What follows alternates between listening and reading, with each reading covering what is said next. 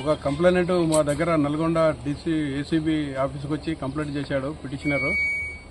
దాంట్లో Suryapet district fisheries officer fishing authorisation document గురించి వాళ్ళ మత్స్యకార సొసైటీకి ఇవ్వడానికి డబ్బులు డిమాండ్ చేస్తున్నాడు. సర్టిఫికేట్ ప్రాసెస్ చేసినా కానీ ఇస్తలేడు అని చెప్పి కంప్లైంట్ చేయడం జరిగింది.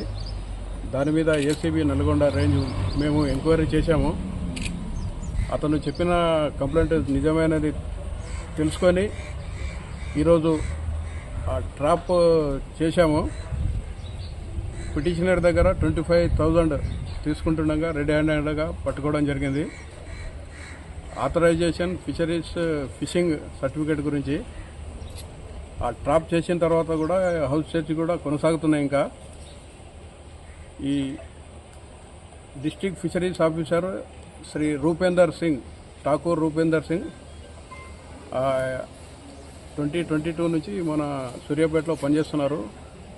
ఇన్వెస్టిగేషన్లో ఏం తేలిందంటే గతంలో కూడా 2016లో నిజామాబాద్లో కూడా ఠాకూర్ రూపేందర్ సింగ్ గారు ఒకసారి ట్రాప్ అయ్యారు.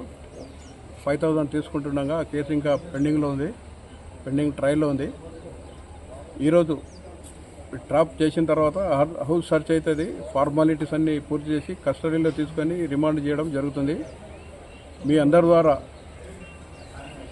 ఈ పబ్లిక్ తెలియజేసేది ఏంటంటే ఎవరైనా గవర్నమెంట్ అఫీషియల్ తను చేయాల్సిన డ్యూటీ సక్రమంగా చేయకుండా పబ్లిక్ను డబ్బులు కానీ లంచం కానీ డిమాండ్ చేయడము, హరాజ్ చేయడం అటువంటిది ఉంటే ఏసీబీ టోల్ ఫ్రీ నంబర్ ఉంది 1064, దానికి ఫోన్ చేయండి. ఫోన్ చేస్తే మీ వివరాలు గోప్యంగా ఉండి అటువంటి కరప్ట్ ఆఫీసర్స్ మీద యాక్షన్ తీసుకోవడం జరుగుతుంది. అయితే ఈరోజు ఈ ట్రాప్ను హౌస్ సర్చ్ ఈ రైడ్స్లో నాతో పాటు డిఎస్పీ నల్గొండతో పాటు Narender Reddy DD deputy director గారు, శ్రీ సివి ఆనంద్ డీజీ గారి ఆదేశాల మేరకు ఈరోజు ఈ రైడ్స్ కండక్ట్ చేయడం జరిగింది. ఈ రైడ్స్లో నాతో పాటు ఇన్స్పెక్టర్స్ ఇద్దరు, వెంకట్రావు ఇన్స్పెక్టరు, తర్వాత రామారావు ఇన్స్పెక్టరు, తర్వాత ఏసీబీ నల్గొండ స్టాఫ్ అందరూ పాల్గొనడం జరిగింది.